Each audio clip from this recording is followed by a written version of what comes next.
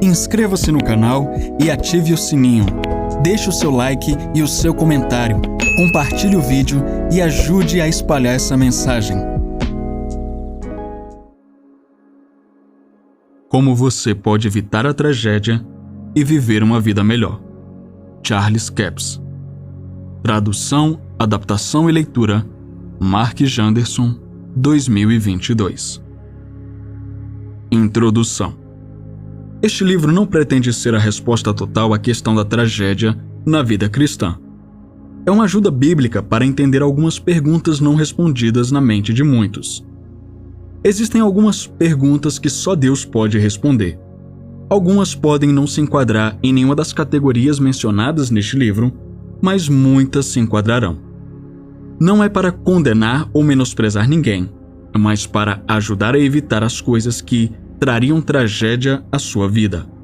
O apóstolo Paulo colocou assim: E ao servo do Senhor não convém contender, mas ser manso para com todos, apto para ensinar, sofredor, instruindo com mansidão os que resistem, a ver se, porventura, Deus lhes dará arrependimento para conhecerem a verdade e tornarem a despertar, desprendendo-se dos laços do diabo, em que, pela vontade dele, estão presos.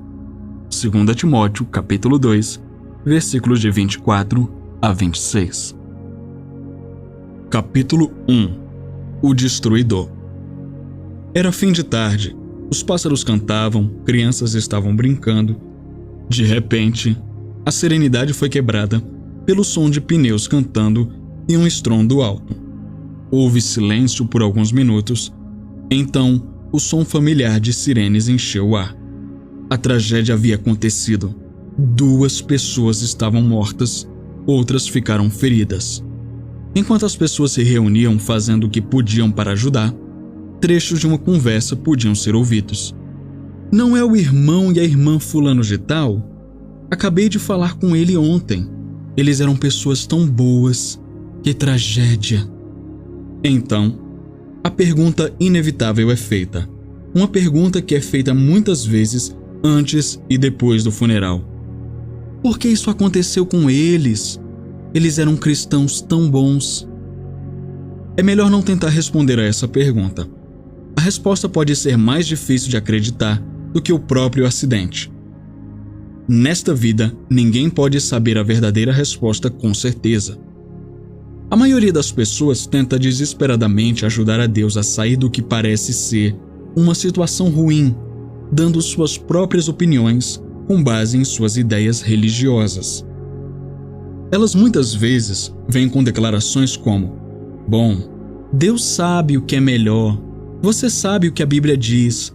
Todas as coisas cooperam para o bem daqueles que amam a Deus. Este é o caso que acontece com muita frequência e Deus fica parecendo um assassino. As crianças pequenas crescem acreditando que Deus é o responsável por tais tragédias. O ladrão não vem senão a roubar, a matar e a destruir. Eu vim para que tenham vida e a tenham com abundância. João capítulo 10, versículo 10. A palavra grega traduzida como destruidor significa especificamente uma serpente venenosa. Satanás é o destruidor. Em tais tragédias como essa, pode levar anos até que alguma informação importante venha à tona. Ninguém mencionou na época porque achava que não era tão importante. Mas um parente distante menciona casualmente que se lembra de ouvi-los dizer que oraram para que morressem juntos. Isso então levanta outra questão. Deus respondeu a essa oração? Ou eles abriram a porta para o destruidor? A necessidade do conhecimento. John Osteen fez uma declaração que jamais esquecerei. Ele disse: O povo de Deus não precisa de tanta inspiração quanto de informação. Que declaração profunda para os dias em que vivemos. Em Oséias capítulo 4, versículo 6, Deus disse: O meu povo foi destruído porque lhe faltou o conhecimento. Porque tu rejeitaste o conhecimento, também eu te rejeitarei, para que não sejas sacerdote diante de mim, e visto que te esqueceste da lei do teu Deus, também eu me esquecerei de teus filhos. Aqui, Deus revela a principal fonte da destruição. O meu povo é destruído por falta de conhecimento. Uma pessoa não pode crer além do que tem conhecimento. Ela pode ter grande zelo, mas sem conhecimento para acompanhá-lo, seu zelo será mal direcionado. A falta de conhecimento é provavelmente a razão número 1 pela qual a tragédia atinge muitos cristãos. Essa falta de conhecimento faz com que as pessoas caiam em problemas, aflições, sofrimentos, doenças e destruição desnecessários. 2 Pedro 1, versículo 2, nos diz que a graça e a paz vos são multiplicadas pelo conhecimento de Deus e de Jesus, nosso Senhor. Graça é a disposição de Deus de usar o poder e a habilidade dele em seu favor, mesmo que você não mereça. De acordo com este versículo, a vontade de Deus é multiplicada para um indivíduo à medida que ele recebe o conhecimento de Deus. O versículo 3 diz: assim como o seu divino poder nos deu todas as coisas que dizem respeito à vida e à piedade, pelo conhecimento daquele que nos chamou para a sua glória e virtude. Todas as coisas que pertencem à vida e à piedade já são nossas. Mas, para entrar nessas coisas que pertencem à vida, devemos ter conhecimento disso, pelas quais nos são dadas grandes e preciosas promessas, para que por elas sejais participantes da natureza divina. 2 Pedro capítulo 1, versículo 4. É pela promessa divina que nos tornamos participantes da natureza divina de Deus. Novamente, o versículo 3 diz: seu poder divino nos deu todas as coisas que dizem respeito à vida e à piedade. É o poder divino de Deus que nos dá essas coisas. Como? Através do conhecimento de Deus. Essas coisas vêm por conhecer, crer e agir de acordo com essas promessas. Então você participa da provisão divina de Deus. Conheça, creia, haja e receba. Deus ofereceu a você, mas se você não sabe disto, você não participará. Você pode crer nas mentiras de Satanás e cair em problemas desnecessários, mágoas, danos e problemas. Sem o conhecimento de Deus, você crerá nas coisas que ouviu através de círculos religiosos. Que Deus, às vezes, envia tragédias para te ensinar e te tornar mais forte. Isso vai parecer certo para você, mas não está certo. Não é o que a palavra de Deus diz. Alguém fez a declaração: o diabo não é mais do que um servo involuntário de Deus. Em outras palavras, o diabo está realizando a obra de Deus, fazendo com que as pessoas se tornem mais fortes, tentando, testando-as e provando-as. Essa mesma pessoa diz: Deus nunca prometeu nos livrar dos problemas. Ele sempre envia problemas para nos tornar mais fortes e mais semelhantes a Jesus. Esse tipo de pensamento soa bem para a mente religiosa, mas é uma mentira do diabo. O Salmo 91, versículos de 7 a 10, traz luz a este assunto. 1000 cairão ao teu lado e 10.000 à tua direita, mas não chegará a ti. Somente com os teus olhos contemplarás e verás a recompensa dos ímpios. Porque tu, ó Senhor, és o meu refúgio. No Altíssimo fizeste a tua habitação. Nenhum mal te sucederá, nem praga alguma chegará à tua tenda. Algumas pessoas não sabem que Deus é a habitação delas, que Deus é o libertador. Os indivíduos que acreditam que o diabo está prestando um serviço a Deus estão abrindo a porta para a tragédia e convidando Satanás para suas vidas. Não há defesa para eles. Eles raciocinam assim: se Satanás está fazendo isso por Deus, então quem sou eu para resistir a Deus? Mas Satanás não está fazendo isso por Deus. Ele está fazendo isso para destruir a criação de Deus. Ele é um inimigo de Deus e do homem. Nenhum mal te sucederá, nem praga alguma chegará à tua tenda, porque aos seus anjos dará ordem a teu respeito, para te guardarem em todos os teus caminhos. Eles te sustentarão nas suas mãos, para que não tropeces com teu pé em pedra alguma. Pisarás o leão e a áspide, calcarás aos pés do filho do leão e da serpente. Porque a mim se apegou com amor, eu o livrarei, pô-lo-ei a salvo, porque conhece o meu nome. Ele me invocará e eu lhe responderei. Estarei com ele na angústia, livrá-lo-ei e o glorificarei. Saciá-lo-ei com longevidade e lhe mostrarei a minha salvação. Salmos 91, versículos de 10 a 16. Certamente, Deus disse que nos livraria de problemas. Essa é a vontade, o propósito e o plano de Deus para nossas vidas. Falando de Jesus, Gálatas capítulo 1, versículo 4 diz: o qual deu a si mesmo por nossos pecados, para nos livrar do presente século mau, segundo a vontade de Deus nosso Pai. Em outras palavras, é a vontade de Deus que sejamos libertos deste presente mundo mau, ou do mal que está no mundo. Não é a vontade de Deus que passemos por todo o mal, problemas, testes, provações, dificuldades, tribulações que o diabo tem a oferecer. Temos ouvido muitos sermões sobre como Deus guiou os filhos de Israel no deserto, e a maioria desses sermões parece transmitir que a experiência no deserto era para aperfeiçoá-los ou para torná-los mais fortes. Mas isso não os tornou mais fortes, não aperfeiçoou sua fé. Não era vontade de Deus que eles estivessem no deserto todos aqueles anos. A experiência deles no deserto não foi uma bênção de Deus, foi uma maldição. Essa experiência não foi projetada para tornar os filhos de Israel mais fortes, foi projetada para matá-los, e matou todos aqueles com mais de 20 anos de idade. A experiência no deserto matou os céticos. O conhecimento de por que Israel estava no deserto te dará uma perspectiva diferente de Deus. Sabedoria, capacidade de aplicar conhecimento. O conhecimento é de vital importância, mas o conhecimento por si só não é a resposta. Deve ser combinado com a sabedoria. Sabedoria é a capacidade de usar o conhecimento. O conhecimento sem a sabedoria para aplicá-lo é inadequado para qualquer situação. A sabedoria clama lá fora. Pelas ruas levanta a sua voz. Nas esquinas movimentadas ela brada. Nas estradas das portas e nas cidades profere as suas palavras. Até quando, ó simples, amareis a simplicidade?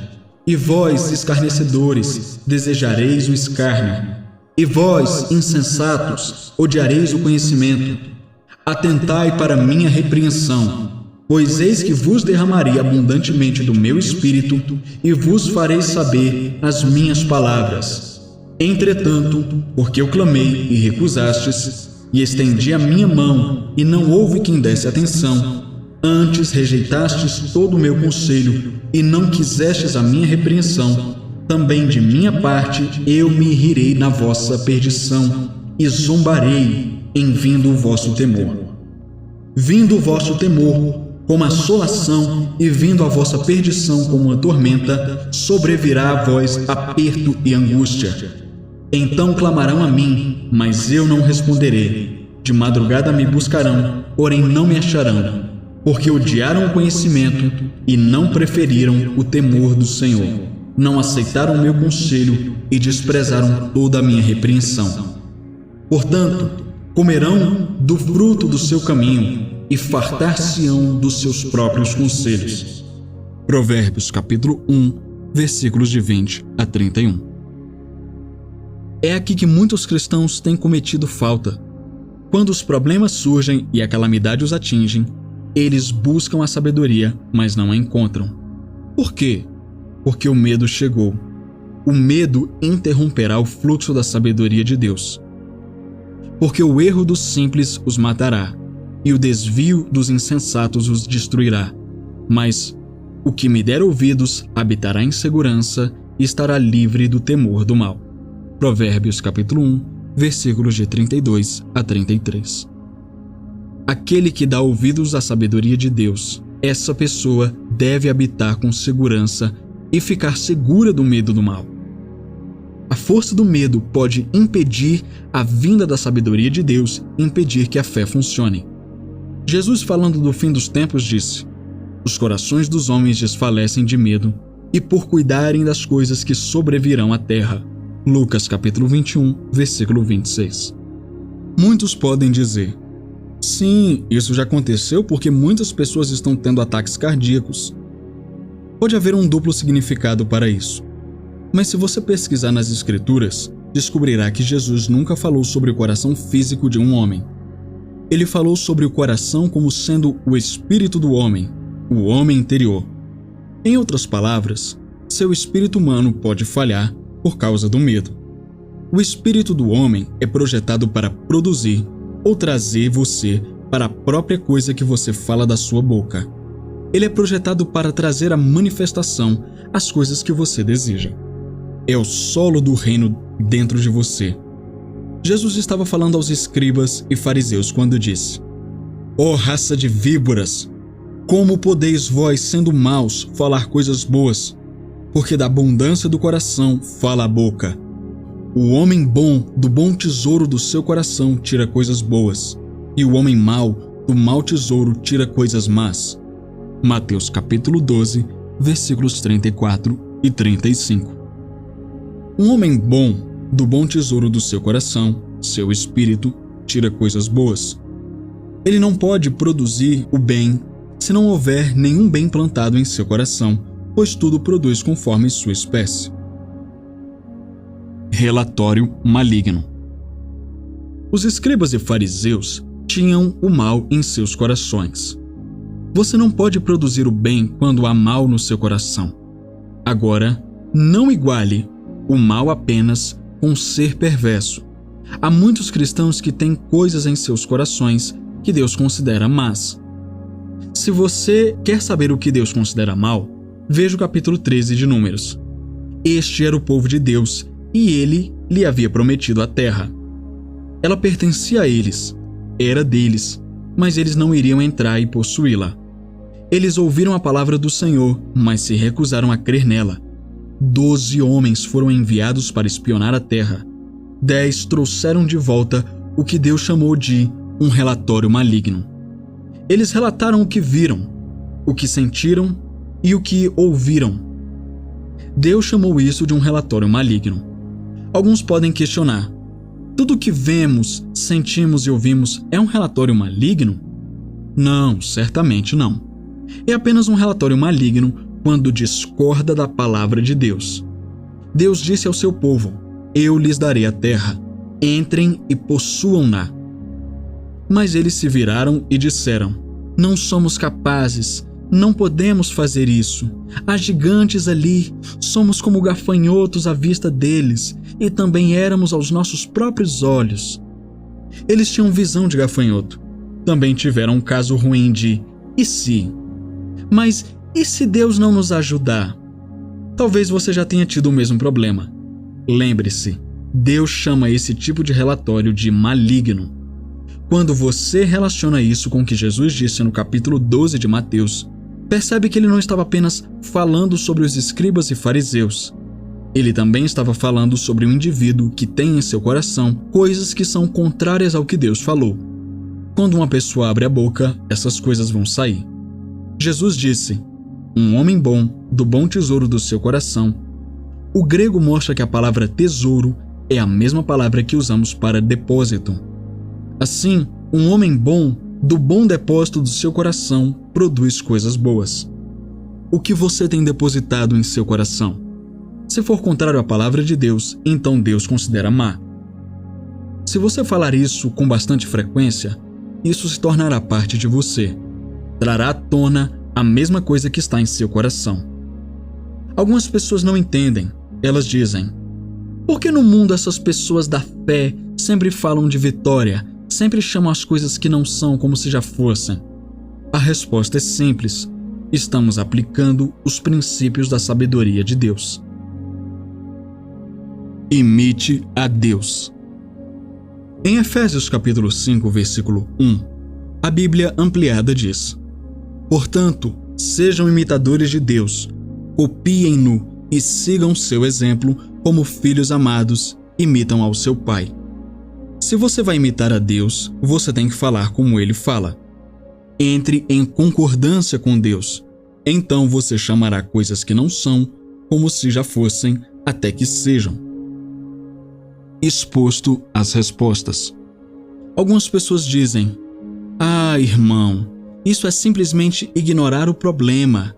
Isso é como um avestruz, apenas enfiando a cabeça na areia." Não estamos ignorando o problema. Estamos fazendo algo a respeito dele. Estamos aplicando os princípios da palavra de Deus e usando a sabedoria de Deus. A sabedoria de Deus está acima da sabedoria do homem.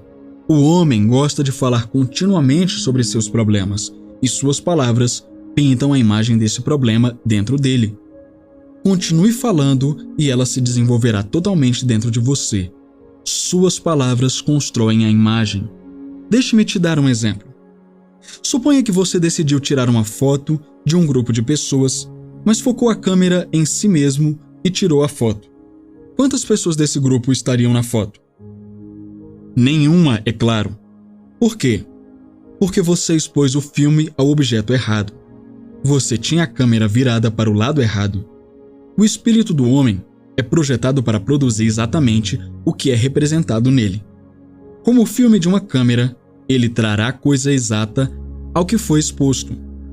Se você o expor ao problema, não pode esperar receber a resposta. Bem ou mal é escolha sua. Permita-me parafrasear algo que Jesus disse: "Um homem bom, do bom depósito do seu coração, produz aquilo a que seu coração foi exposto, seja bom ou ruim, a escolha é sua." Alguém pode dizer: "Eu não entendo porque Deus fez as coisas assim."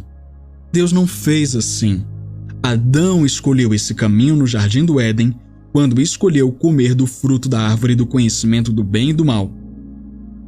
A Bíblia ampliada a chama de árvore do conhecimento da bênção e da calamidade. Gênesis capítulo 2, versículo 9.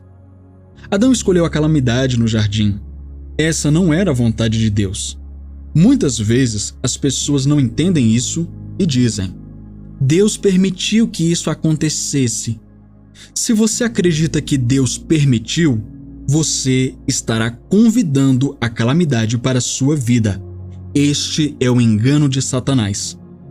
Paulo nos diz em 2 Coríntios capítulo 11, versículo 3: "Mas temo que, assim como a serpente enganou Eva com a sua astúcia, assim também sejam de alguma sorte corrompidos os vossos sentidos e se apartem da simplicidade que há em Cristo." Ele não disse nada sobre Satanás ser tão forte e tão todo-poderoso a ponto de te atropelar e te destruir. Ele disse: "Tenham medo que ele vos engane." Satanás é o destruidor, mas o poder dele é limitado ao engano. Ele engana as pessoas para acreditarem na coisa errada. Ele as engana para usar sua própria autoridade e suas palavras contra si mesmas para causar o desastre que planejou para elas. Se você obtiver uma concordância de Strong, um dicionário de grego, e procurar as palavras diabo, Satanás e enganador, descobrirá que poder é atribuído a ele. Você ficará surpreso com quão pouco poder ele realmente tem. A coisa mais poderosa que Satanás tem trabalhado para ele é o engano. Para sobreviver na Terra, devemos ter a sabedoria e o conhecimento de Deus. O povo de Deus é destruído por falta de conhecimento, pois o Senhor dá sabedoria. De sua boca vem conhecimento e entendimento. Provérbios 2, versículo 6. Capítulo 2. A árvore da vida ou da morte. Deus providenciou uma árvore da vida no jardim do Éden. O homem podia escolher a vida ou a morte. Satanás queria explorar a árvore da vida para o seu próprio propósito. Você pode perguntar: por que ele não comeu a fruta? Ele não podia fazer isso, pois não tinha um corpo físico. Ele teve que tomar emprestado o corpo de uma serpente para se manifestar a Eva. Ele queria que eles desobedecessem a Deus comendo do fruto proibido para trazer as maldições que produziriam calamidade. Parece que Satanás queria que eles caíssem em pecado e então comessem a árvore da vida. Ao fazer isso, viveriam para sempre em um estado pecaminoso.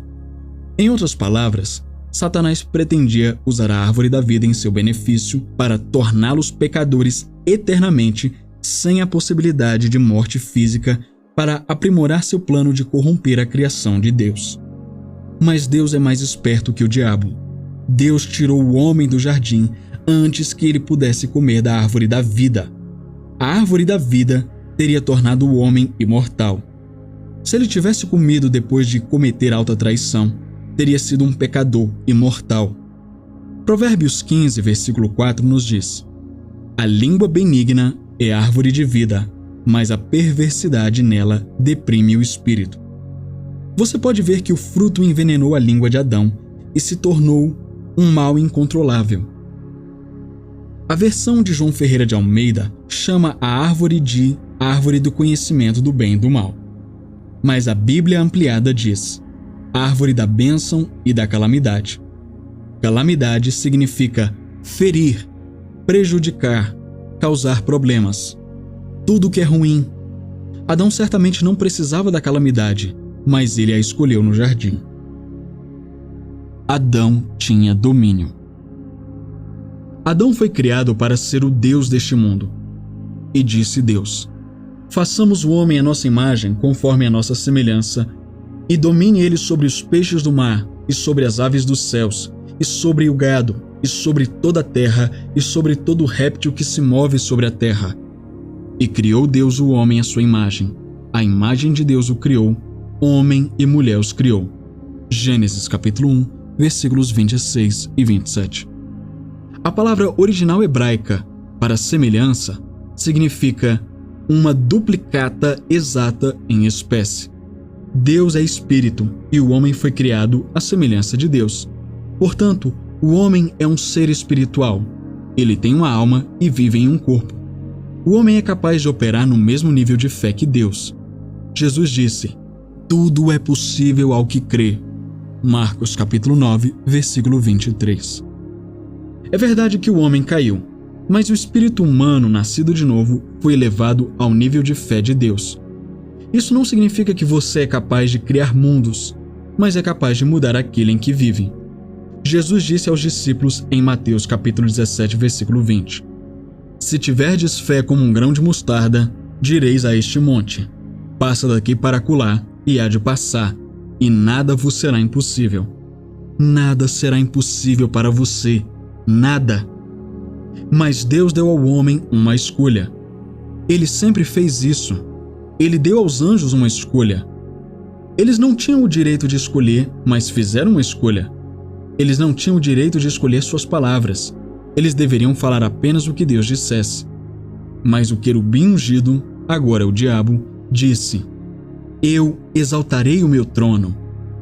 Isaías capítulo 14, versículo 13 e Ezequiel capítulo 28, versículo 14. Ele não tinha o direito de dizer isso. Ele era um ser criado, mas ele fez essa escolha e rompeu com Deus. O direito do homem. No jardim, o homem tinha o direito de escolher suas palavras. Deus sempre dá uma escolha. Ele deu a Adão o direito de escolher. O homem fez a escolha e acabou escolhendo a calamidade. Deus agora tornou a restauração disponível ao homem pelo renascimento do espírito humano. Todo aquele que é nascido de Deus vence o mundo. 1 João 5, versículo 4. O espírito humano nascido de novo é capaz de operar no mesmo nível de fé de Deus.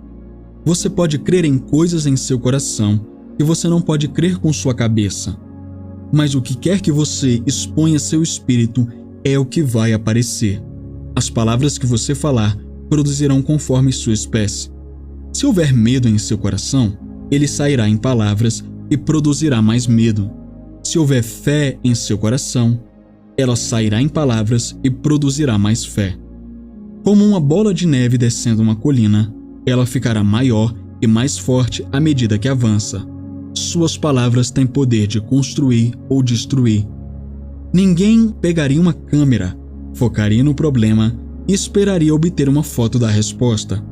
No entanto, Satanás enganou o corpo de Cristo para orar sobre o problema e falar coisas que eles não desejam até que isso crie uma imagem do problema no filme de seus espíritos. Nota: toda vez que Charles Capps usa a câmera fotográfica como exemplo, ele está se referindo às câmeras antigas, que usavam filmes para poder registrar as fotografias e depois revelá-las. À medida que meditam sobre isso, essas imagens de medo tornam-se claras. Eles aperfeiçoam essa imagem pelo pensamento, meditação e palavras. Então, creem mais nos problemas e calamidades do que na capacidade de Deus de fazê-los superar ou libertá-los. Isso abre a porta para Satanás e dá a ele o seu ponto de apoio. Satanás, até hoje, está tentando acessar sua árvore de vida, que é sua língua. A língua saudável é uma árvore de vida. O medo é destruição. Mas o que me der ouvidos habitará em segurança e estará livre do temor do mal. Provérbios capítulo 1, versículo 33. Vejamos algo que Jó disse à luz deste versículo. Porque aquilo que temia me sobreveio, e o que receava me aconteceu. Nunca estive tranquilo, nem sosseguei, nem repousei, mas veio sobre mim a perturbação. Jó capítulo 3, versículos 25 e 26. Não é incrível? Quando os princípios do medo, da derrota e do desastre foram acionados, produziram exatamente isso. Jó fez mais do que apenas temer. Ele temeu muito. Ele era altamente desenvolvido em seus próprios medos. Aprenda a resistir ao medo como você resiste ao próprio diabo. O medo é um desígnio de Satanás para te destruir. Porque Deus não nos deu espírito de temor, mas de fortaleza e de amor e de moderação. 2 Timóteo capítulo 1, versículo 7.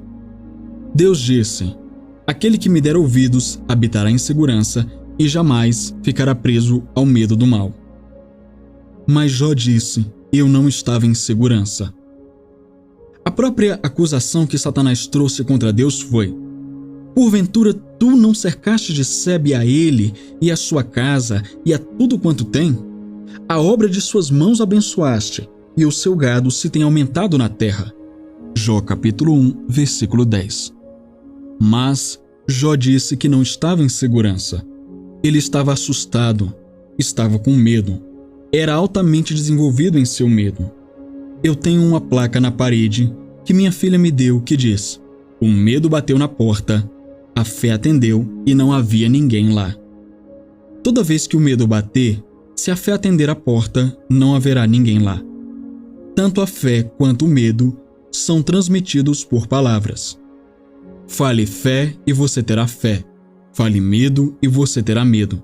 As palavras transmitem medo ou fé. A escolha é sua. Autoridade das palavras. Provérbios capítulo 4, versículos 20 e 21 diz: filho meu, atenta para as minhas palavras, as minhas razões inclina o teu ouvido. Não as deixes apartar-se dos teus olhos, guarda-as no íntimo do teu coração. Isso tem um significado duplo. Você pode ver a palavra de Deus com seus olhos físicos, mas isso está falando sobre os olhos do seu espírito. Que elas, as palavras de Deus, não se afastem dos olhos da fé. Guarde-as no meio do seu coração. Você pode fazer isso falando a palavra, citando-a em voz alta. O salmista Davi pergunta: Senhor, quem habitará no teu tabernáculo? Quem morará no teu santo monte? Aquele que anda sinceramente e pratica a justiça e fala a verdade no seu coração. Salmos capítulo 15, versículos 1 e 2. Como você conseguiu a verdade em seu coração? Falando-a. A autoridade de suas próprias palavras faladas terá mais peso em seu espírito humano do que as palavras de qualquer outra pessoa. Guarda-as no meio do teu coração. Observemos o que Deus disse a Josué: não cesses de falar deste livro da lei.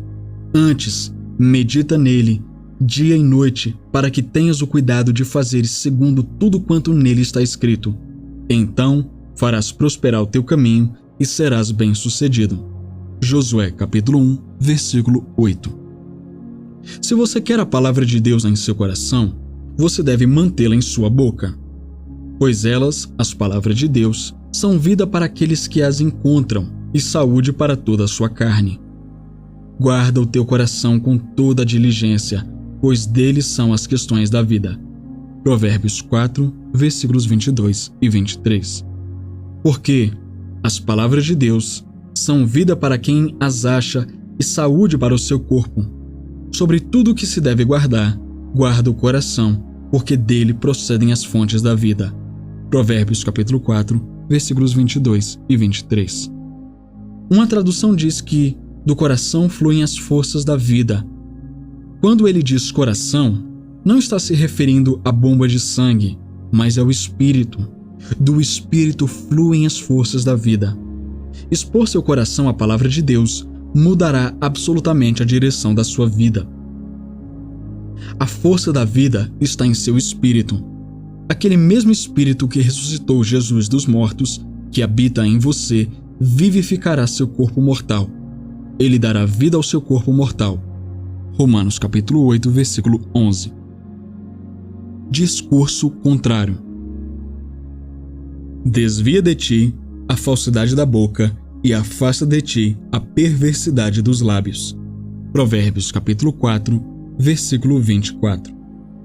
Perversidade dos lábios significa virar-se, desviar-se do direito, fala corrupta, teimosa ou contrária. Os cristãos estão convidando a tragédia pelas palavras perversas que falam. Hebreus capítulo 4, versículos 12 e 13 diz: Porque a palavra de Deus é viva e eficaz, e mais penetrante do que espada alguma de dois gumes, e penetra até a divisão da alma e do espírito e das juntas e medulas, e é apta para discernir os pensamentos e intenções do coração. E não há criatura alguma encoberta diante dele, antes todas as coisas estão nuas e perante aos olhos daquele com quem temos de tratar. Observe, é dito que todas as coisas estão nuas e abertas aos seus olhos, aos olhos de Deus. A palavra de Deus é rápida, poderosa e mais afiada do que qualquer espada de dois gumes. Essa espada de dois gumes é a língua que fala palavras nocivas. Observe Provérbios capítulo 12, versículo 18. Há alguns que falam como que espada penetrante, mas a língua dos sábios é saúde. As pessoas podem falar contra você, mas a palavra de Deus em sua boca impedirá as palavras delas. Os cristãos são as pessoas mais perigosas do mundo com suas bocas. Suas palavras são poderosas e podem trazer destruição. Suas palavras são poderosas porque vêm do espírito humano nascido de novo. Se você tem um grupo de cristãos falando contra você e você não tem a palavra de Deus saindo da sua boca, você pode se deparar com sérios problemas e não saber o que está causando isso. Essa é uma razão pela qual é tão importante manter a palavra de Deus em sua boca. A palavra de Deus é mais rápida, mais poderosa e mais afiada do que tudo que falam contra você. Dobre a língua. Vamos ao livro de Tiago para algumas palavras de sabedoria. Porque todos tropeçamos em muitas coisas. Se alguém não tropeça em palavra, o tal é perfeito e poderoso também para refrear todo o corpo. Ora, nós pomos freio na boca dos cavalos para que nos obedeçam e conseguimos dirigir todo o seu corpo. Tiago capítulo 3, versículos 2 e 3. Ambos os versículos estão falando sobre o corpo. Ele diz que você pode virar um cavalo em qualquer direção apenas pressionando sua língua. Vede também os navios que, sendo tão grandes e levados de impetuosos ventos, se viram com um bem pequeno leme para onde quer que a vontade daquele que as governa. Tiago capítulo 3, versículo 4. Observe que ele compara a língua ao leme de um navio que o capitão usa para virar o navio para onde quiser. Se você não gosta de como as coisas estão indo em sua vida, assuma o controle do leme, a língua. Suponhamos que um grande navio cargueiro esteja chegando ao porto de Los Angeles. Enquanto se move lentamente em direção ao cais, o capitão grita: "Olhe, vamos chegar ao cais! Vamos chegar ao cais!" Finalmente, alguém grita de volta: "Ei, idiota! Vire o leme! Isso é exatamente o que está acontecendo com muitos cristãos. Eles se deparam com um problema e começam a falar sobre o problema. Estão posicionando o leme, expondo seu coração ao problema. O coração é o governador. Ele controla o leme. A língua é o leme. Ela girará todo o seu corpo para o bem ou para o mal. O fator governante é o que você fala em seu coração. Da abundância do coração fala a boca. Mateus capítulo 12, versículo 34. A boca do insensato é a sua perdição, e os seus lábios são o laço da sua alma. Provérbios capítulo 18, versículo 7. Capítulo 3. O acender do fogo destruidor. Assim também, a língua é um pequeno membro e gloria-se de grandes coisas. Vede com um grande bosque um pequeno fogo incendeia. Tiago capítulo 3, versículo 5.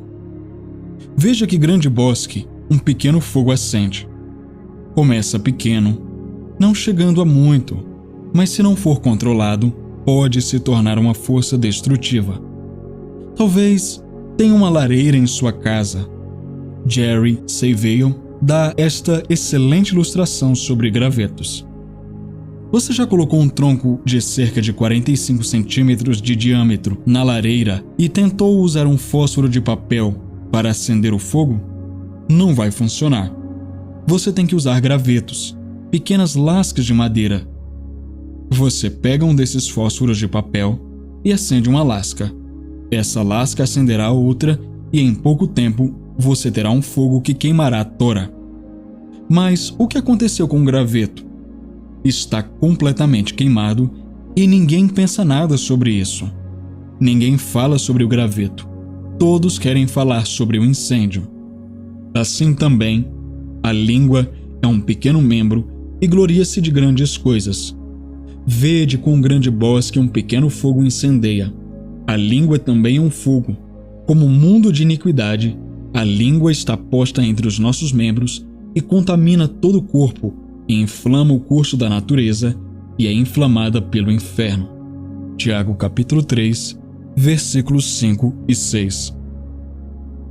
Deus certamente não acendeu o fogo do inferno. Toda boa dádiva e todo dom perfeito vem do alto, descendo do Pai das luzes, em quem não há sombra nem mudança de variação. Tiago capítulo 1, versículo 17. A Bíblia ampliada diz que incendeia a roda do nascimento, o ciclo da natureza do homem. O corpo foi projetado para viver para sempre. Ele foi criado para se perpetuar. A cada 7 a 11 anos, cada célula do seu corpo muda. Nenhuma célula do corpo hoje estava lá 11 anos atrás. A ciência médica não entende por que o corpo físico do homem envelhece e morre. Satanás introduziu a morte na terra através do homem quando Adão comeu da árvore da calamidade. A língua incendeia o curso da natureza e é incendiada pelo inferno. Sua língua pode contaminar todo o corpo. Como? Expondo o espírito humano, o coração, a problemas, aflições e pensamentos errados. Satanás está fora para tocar na sua árvore da vida. A língua saudável é a árvore de vida. Quando chegarmos ao céu, poderemos participar da árvore da vida original. Se você ler sobre a árvore da vida em Apocalipse 22, versículo 2, descobrirá que as folhas são para a cura das nações. Você sabe o que causa todas as guerras e problemas na terra? Palavras. Palavras de desacordo, palavras de conflito. Tudo pode ser rastreado até as palavras. A língua contamina todo o corpo e incendeia o curso da natureza.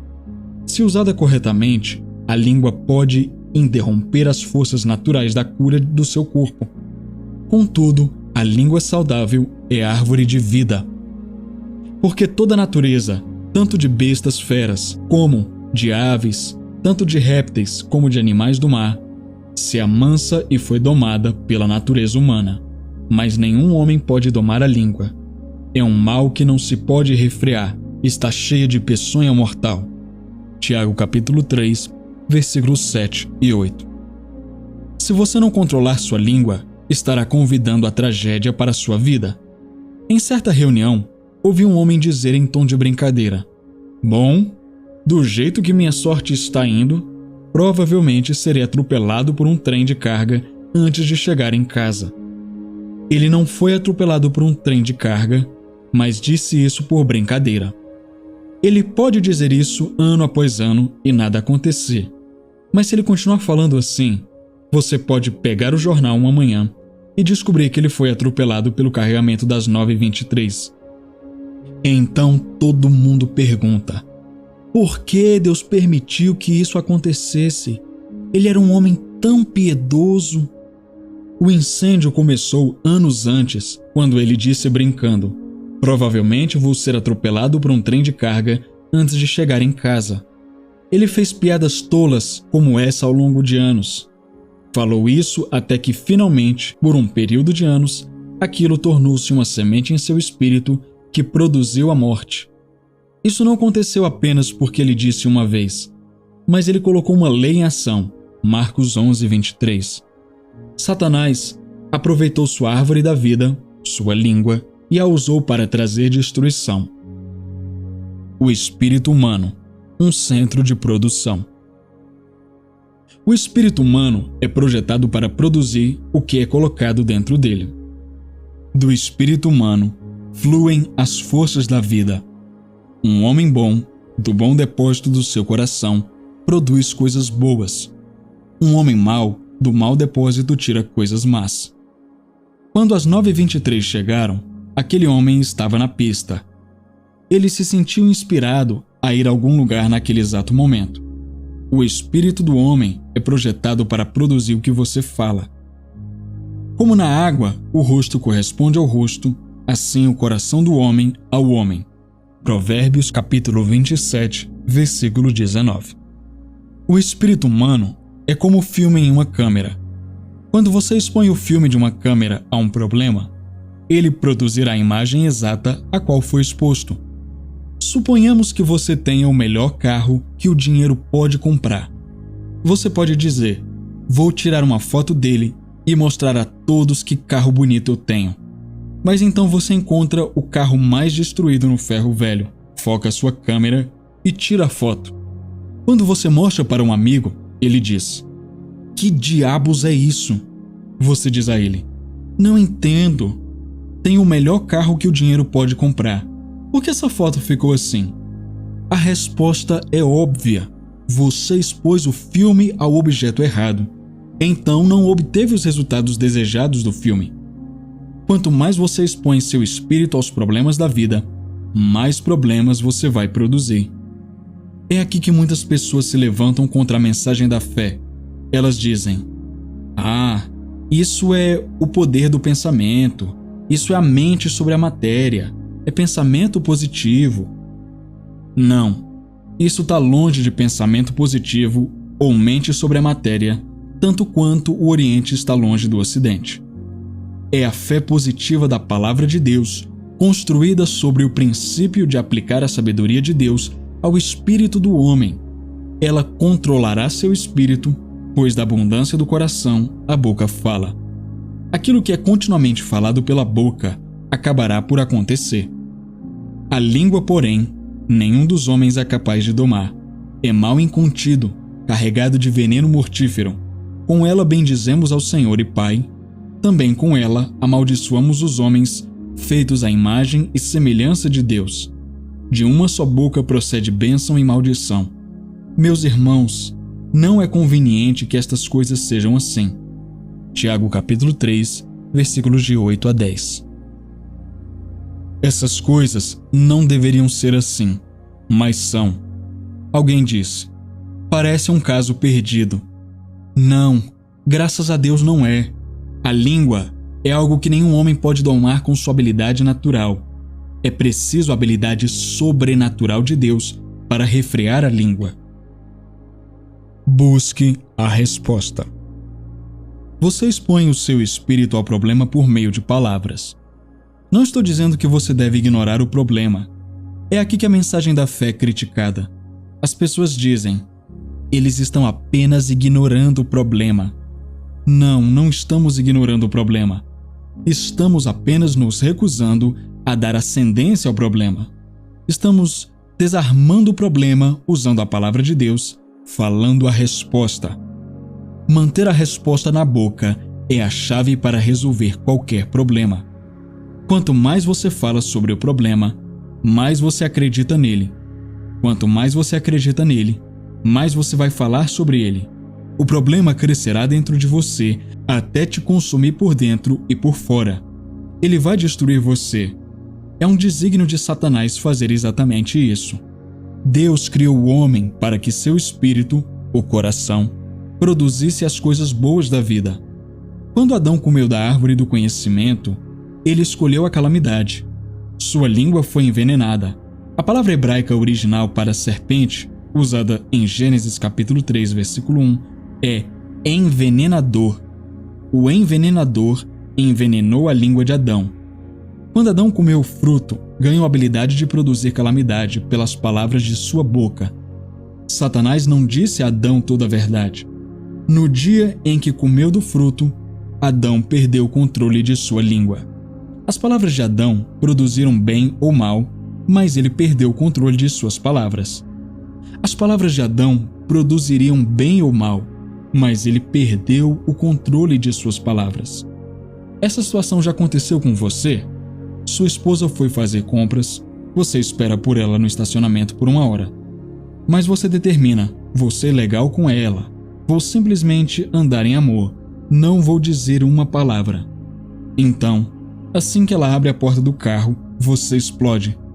Onde você se enfiou? Eu estive sentado aqui por 3 horas. Você pretendia não fazer isso, mas mesmo assim o fez. É preciso a habilidade sobrenatural de Deus para domar a língua. Uma senhora estava visitando um amigo nosso, enquanto minha filha estava lá. A senhora caminhou pelo pátio onde as crianças brincavam nos balanços. Ela disse: "Tudo bem, agora apenas observe. Um de vocês vai se machucar. Apenas observe e veja." Assim que ela terminou de profetizar, entre aspas, entrou em casa. Em 5 minutos, uma das crianças entrou com a cabeça cortada. Ela falou e aconteceu na mesma hora. Palavras cheias de medo trazem o diabo em cena. Palavras cheias de fé trazem Deus à cena. Escolha suas palavras com cuidado. Deus nos deu línguas e a capacidade de escolher nossas próprias palavras para nos colocar em uma vida vitoriosa. Muitos estão usando suas línguas e suas palavras para trabalhar contra si mesmos. Mesmo assim, a língua é um pequeno membro. Quão grande é a questão que um pequeno fogo acende. Muitas vezes as pessoas dizem coisas sem sequer perceber o que estão dizendo. Uma mulher levou minha esposa e eu do aeroporto para um motel em uma determinada cidade. Nota do tradutor. Os motéis na América do Norte são um tipo de acomodação que fica na beira da estrada, diferentemente dos motéis no Brasil. Motéis nos Estados Unidos referem-se a lugares como uma espécie de pousada, acomodação, em que são mais baratos e as pessoas geralmente ficam lá, passam a noite ou a semana. No decorrer da conversa, ela fez esta declaração pelo menos 5 vezes. "Você sabe, isso apenas rasga meu coração." Eu finalmente disse: "Eu não diria isso se eu fosse você." Ela parecia surpresa, sem perceber o que tinha dito. Eu estava em um pequeno restaurante em uma cidade, perto de onde moro, comendo um hambúrguer. Uma mulher entrou e perguntou ao dono: "Como está a senhora fulana de tal?" O proprietário disse que ela estava indo bem. Em seguida, acrescentou: "Sabe, ela fez aquela operação no pé e está morrendo de cócegas. Ela não sentiu nenhuma dor desde a operação e está morrendo de cócegas." Fiquei ali pensando. Eu me pergunto o que eles pensariam se eu dissesse: "Não é uma pena? Ela curou o pé e agora está morta." Eles teriam perguntado: "Do que você está falando?" Eles provavelmente não estavam cientes do que saiu de suas bocas. Suponhamos que você diga 4 ou 5 vezes por dia: "Minhas costas estão me matando." Ou: "Eu vou te dizer, isso ainda vai te matar." você começou a queima de gravetos. Quando o fogo começar a acontecer, todos terão esquecido o graveto que começou a coisa toda. Terá desaparecido e as pessoas dirão: por que Deus permitiu que isso acontecesse? Ele não permitiu. Você convidou isso. Você coloca isso em movimento com as palavras da sua boca. Satanás se aproveitou de suas palavras. É uma lei de Deus que o homem terá tudo o que disser, se crer e não duvidar em seu coração. Jesus disse isso em Marcos capítulo 11, versículo 23. Pois em verdade vos digo que todo aquele que disser a este monte: levanta-te e ser lançado para dentro do mar, e não duvidar em seu coração, mas crer que aquilo que ele diz acontece, ele terá tudo aquilo que ele disser. Versão King James. Quanto mais você disser, mais você crê. Quanto mais você crê, mais você vai dizer. Eventualmente, isso vai acontecer. Enquanto eu estava ensinando sobre este versículo em certa cidade, o Espírito de Deus me disse: eu disse ao meu povo que eles podem ter o que dizem, mas o meu povo está dizendo o que eles têm. Isso é simples, porém profundo. Você diz o que tem e tem o que diz. Você tem o que diz porque diz o que tem. É um círculo vicioso. Você nunca irá além do lugar em que está agora, nem terá mais do que tem agora, a menos que diga e creia em algo que não tem. A palavra de Deus em sua boca. Deus projetou sua palavra para trabalhar em você. Este é o tema do meu livro, O Poder Criativo de Deus Funcionará para Você. No momento desta impressão, existem mais de 2,5 milhões de cópias impressas. Recebi 2 cartas de pessoas que não gostaram nada do livro. Um homem disse: é a coisa mais blasfema que já li. Você deve pensar que você é Deus dizendo: sou a justiça de Deus e venço o mal com o bem. Não, eu estava apenas dizendo o que Deus disse sobre mim e a cada crente, mas algumas pessoas não entendem isso. Uma senhora escreveu ironizando e disse: você fez o trabalho mais fantástico de tirar as escrituras do contexto que eu já vi. Mas essas escrituras foram escritas para cada crente. Outra senhora me escreveu e me contou sobre uma tragédia que foi evitada porque ela confessou a palavra daquele livreto. Ela disse: quando recebi seu livro, meus filhos e eu começamos a citar as escrituras todas as manhãs e todas as noites. Eles confessaram: eu sou o corpo de Cristo, o inimigo não tem poder sobre mim, eu venço o mal com o bem, o maior habita em mim. Maior é aquele que está em mim do que aquele que está no mundo. No meu caminho está a vida e não a morte. Ela escreveu: um dia nosso filho foi encontrado boiando de bruços na piscina. Ele vinha confessando todos os dias por semanas: no meu caminho está a vida e não a morte. Provérbios 12, versículo 28. Ele foi tirado da piscina sem vida. Meu marido começou a pressioná-lo e a confessar a palavra de Deus sobre ele. A vida voltou a ele. 20 minutos depois, ele estava correndo e brincando. O que você acha que vai acontecer quando a tragédia bater na porta daqueles que não creem nessas promessas? Muitos convidaram a tragédia com suas palavras. O diabo vai fazer amizade com você. Ele irá para casa com você. Então, trará doença e pobreza para sua casa, se você permitir. A razão pela qual o diabo vem a algumas casas é porque ele é bem-vindo lá. Há pessoas que pensam que o diabo está prestando um serviço a Deus. Alguns realmente o convidaram a entrar. Eles convidaram a tragédia por não conhecerem o propósito e a vontade de Deus.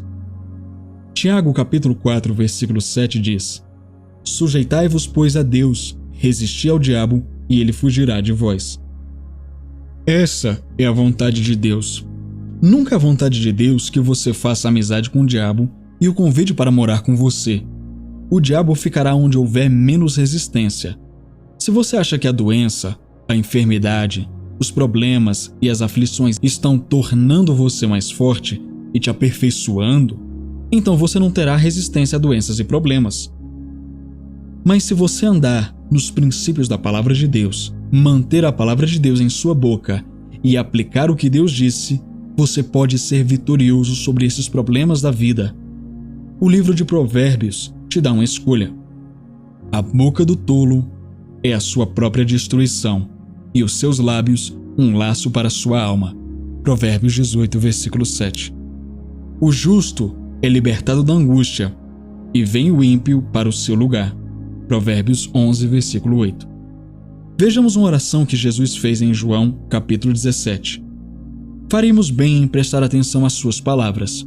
No versículo 15, ele diz: Não peço que os tires do mundo, mas que os livres do mal. Jesus está orando para que Deus os guarde do mal.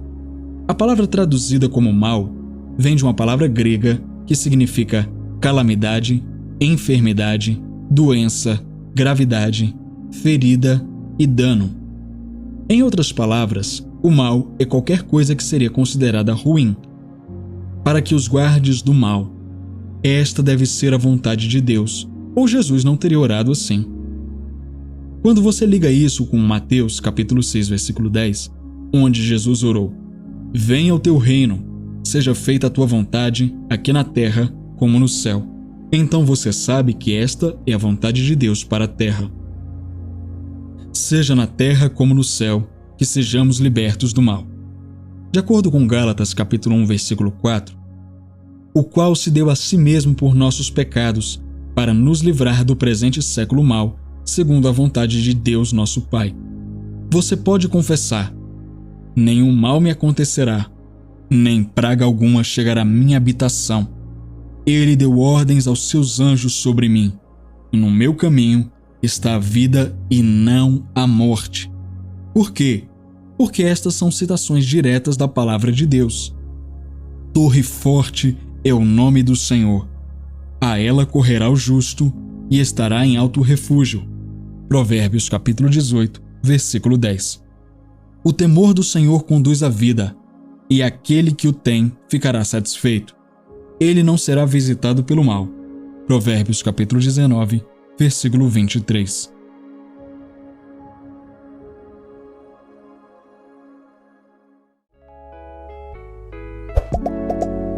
Inscreva-se no canal e ative o sininho.